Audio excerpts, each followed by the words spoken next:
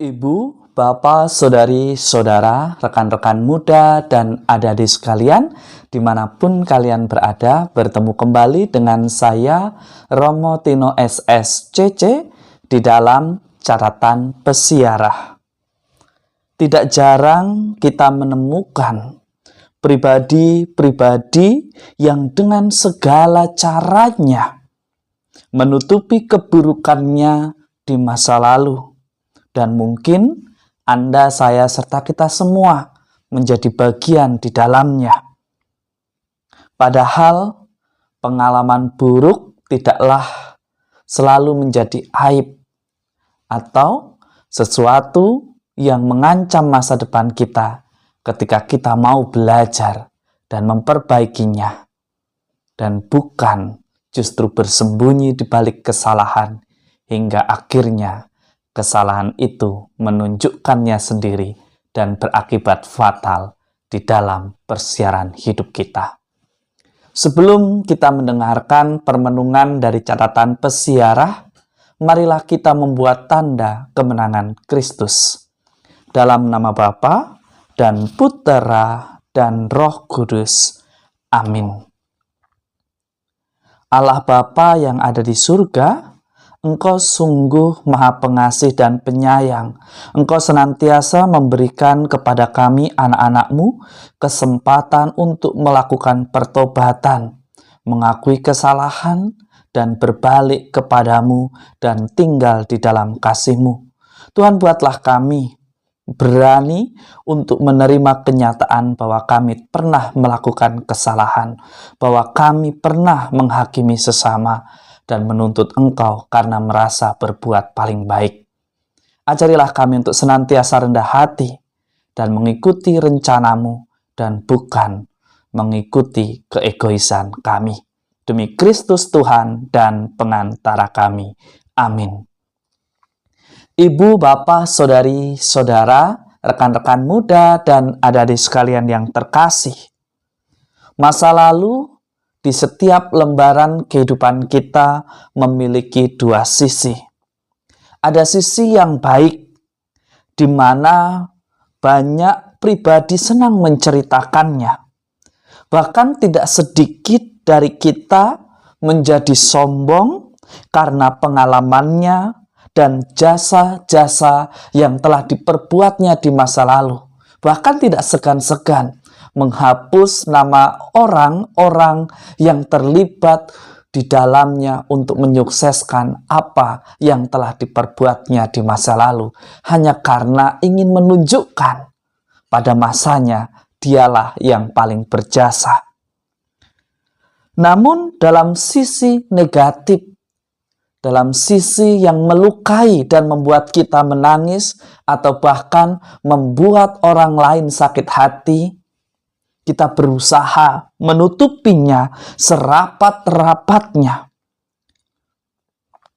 Dan seringkali kita menyesali karena keburukan itu menunjukkan kebenarannya dan kita menjadi pribadi yang hilang martabatnya atau bahkan tidak dihargai karena tindakan ceroboh kita yang memikirkan tentang hormat dan martabat sehingga kita menutupi masa lalu kita. Ada orang bijak mengatakan bahwa pengalaman adalah guru yang terbaik di dalam lembaran kehidupan kita di dalam menapaki persiaran di dunia ini. Asalkan kita terus mau belajar dan bukan menutupinya. Kita mengakui dan bukan lari dari persoalan. Kita menyelesaikan dan bukan justru menghindarinya. Menjadikannya alasan untuk tidak berbalik atau tidak kembali adalah perbuatan yang tidak bijaksana. Ada begitu banyak orang ketika ditanya kenapa tidak pergi ke gereja, mengatakan mohon maaf saya tidak layak, saya adalah orang berdosa. Betulkah gereja adalah tempat orang-orang yang kudus? tempat orang-orang yang hanya melakukan kebaikan. Tidak, Gereja adalah tempat untuk semua orang, baik yang baik ataupun yang jahat, yang mau melakukan pertobatan, yang mau kembali ke dalam jalan kasih-Nya. Karena rahmat itu diperuntukkan untuk semua orang, bukan hanya untuk orang yang sudah baik, tetapi untuk orang-orang yang juga bertobat dan ingin menjadi baik dan menjadi bagian dari gereja yang sudah baik. Padahal dalam Mazmur 103 ayat 8a dikatakan, Tuhan adalah penyayang dan pengasih kepada mereka yang senantiasa berusaha untuk menjadi pribadi yang baik. Dalam Mika dikisahkan bahwa Allah kita adalah Allah yang maha mengampuni dan menghapuskan kesalahan pada umatnya yang mau bertobat dan tidak menghakimi sesamanya hanya karena dia merasa paling benar. Jika kita berada dalam posisi yang berbuat salah, hari ini melalui Injil Suci menurut Lukas, Anda, saya, serta kita semua diajak untuk belajar. Belajar dari si bungsu yang dikisahkan di dalam Injil Suci pada hari ini. Ia adalah pribadi yang banyak menuntut. Ia meminta segala sesuatu yang menjadi haknya. Ketika diberikannya, ia tidak lagi bijaksana. Ia menggunakannya untuk memuaskan ambisi, nafsu, dan egonya. Tibalah saat di mana ia menderita karena sikapnya yang kurang peduli pada dirinya sendiri. Penderitaannya membuatnya sadar. Namun sadar dan mengakui kesalahan tidaklah cukup. Karena ada begitu banyak pribadi merasa tidak pantas dan enggan pergi untuk berdoa, enggan pergi untuk beradorasi, enggan pergi untuk ke gereja merayakan Ekaristi karena merasa tidak pantas. Padahal gereja adalah tempat untuk semua orang, untuk semua yang mau tinggal dan kembali hidup di dalam kasih-Nya. Jangan menjadikan kesalahan sebagai alasan bagi Anda, saya, serta kita semua untuk tidak pergi ke gereja.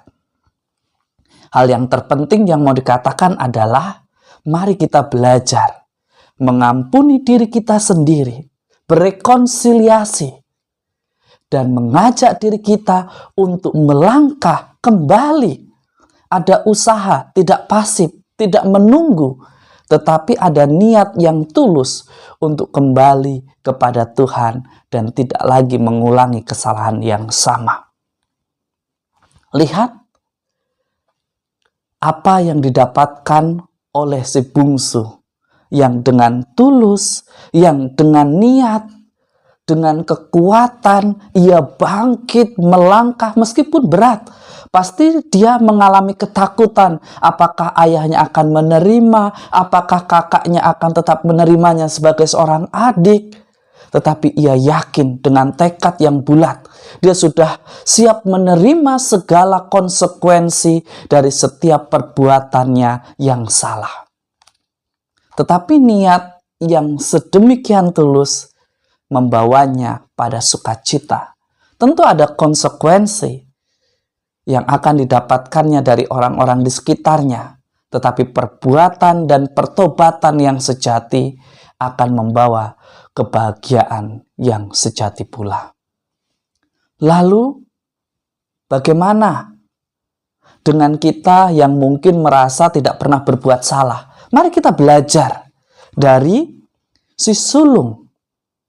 Merasa diri yang selalu setia, taat, rajin pergi ke gereja, rajin melayani, rajin berbuat baik, tetapi kok tidak mendapatkan rahmat yang begitu besar yang dialami oleh si bungsu. Mari kita belajar dan berefleksi, apa salahnya? Ternyata ia sering menghakimi. Ia merasa bahwa Tuhan wajib membayar segala sesuatu yang sudah ia lakukan secara baik. Ingat, Rahmat itu milik Tuhan. Seberapa besar yang akan diberikan kepada kita, itu adalah kehendaknya. Kita tidak punya hak untuk mengatur. Kita tidak punya hak untuk memerintah Tuhan mengikuti segala sesuatu. Jika Anda, saya, serta kita semua berada di dalam kasih-Nya, mestinya kita tahu apa yang harus kita lakukan. Lihatlah, ketika Bapak itu menegur si sulung, segala sesuatu itu milikmu. Ya, ambillah dan pakailah untuk berbagi. Lantas mengapa ketika ada orang lain yang mendapatkannya, kita menjadi cemburu dan iri dan menghakimi dan menuntut hal yang serupa? Seringkali ketika kita sibuk melayani, kita lupa belajar untuk rendah hati. Belajar untuk mengetahui dan menyadari apa posisi kita di dalam dunia ini. Dua pribadi yang mungkin kedua-duanya ada di dalam diri kita. Beranikah kita berefleksi? Belajar untuk tinggal di dalam kasih-Nya. Tidak mengikuti ambisi, tidak mengikuti kecemburuan, tidak menghakimi, tetapi tetap tinggal di dalam kasih-Nya. Barang siapa hidup di dalam kebenaran-Nya, ia menemukan sukacita yang sungguh direncanakan Tuhan di dalam lembaran kehidupannya. Semoga berkat Tuhan senantiasa melindungi dan memberkati kita semua, Bapa, Putra, dan Roh Kudus. Amin. Masa Prapaskah adalah masa di mana kita betul-betul diajak untuk berefleksi.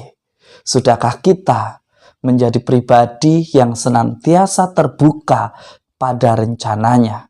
Ataukah kita masih menjadi pribadi beriman yang senang menutupi masa lalu karena menganggap masa lalu adalah aib? Ingatlah pengalaman guru yang terbaik yang membuat kita menikmati lembaran kehidupan tanpa harus mengulangi kesalahan yang sama di setiap langkah kehidupan kita. Selamat berakhir pekan, Tuhan memberkati. Amin.